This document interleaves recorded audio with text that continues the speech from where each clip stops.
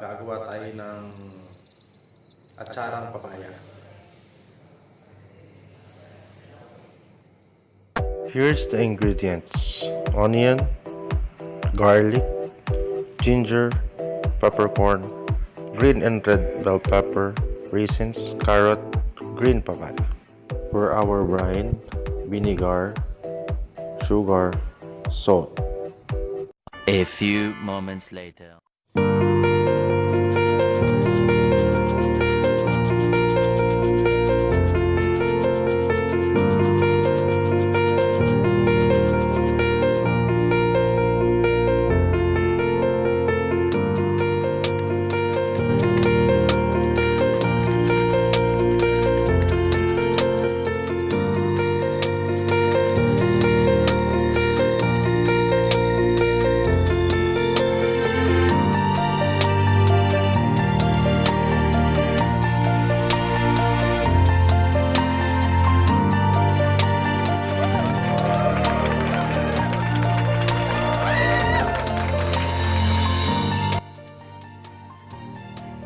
Lagyan ng asin ang ginadgad na papaya dahil ang asin ang makakatulong para mabawasan ang dagta ng papaya.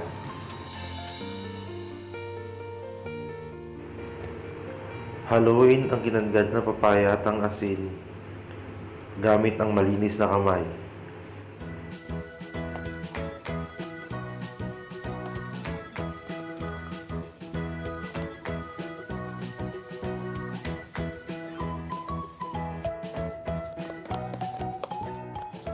Pigain ng mabuti ang papayang may asin para lumabas ang natitirang tubig.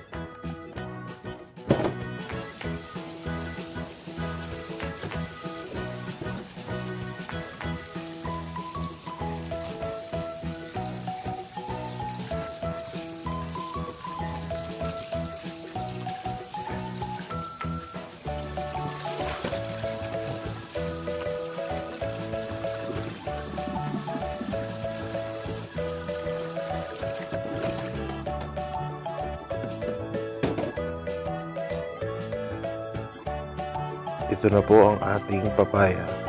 Siguraduhin tuyo ito. Let's go mix some of our ingredients on it.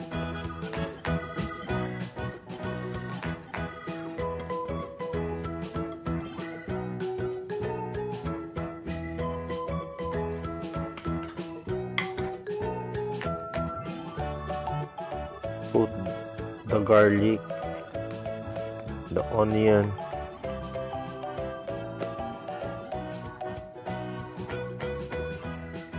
the ginger,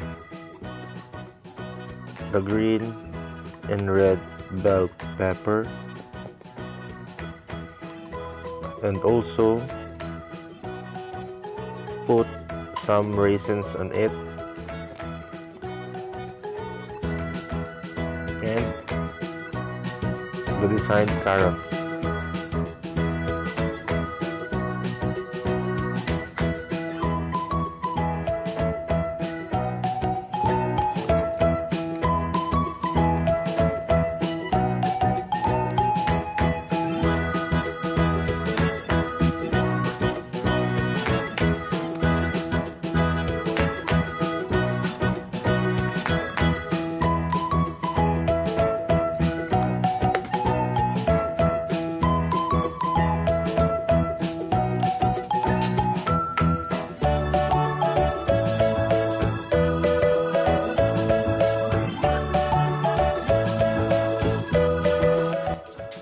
Sa isang kaserola, ilagay ang suka, asukal, at asin. Isama na rin ang paminta. Haluin ito upang matunaw ang asin at ang asukal at hayaang pakuluin ang brine. Pakuluin ito sa loob ng 5 hanggang 8 minuto upang masigurong luto ang suka.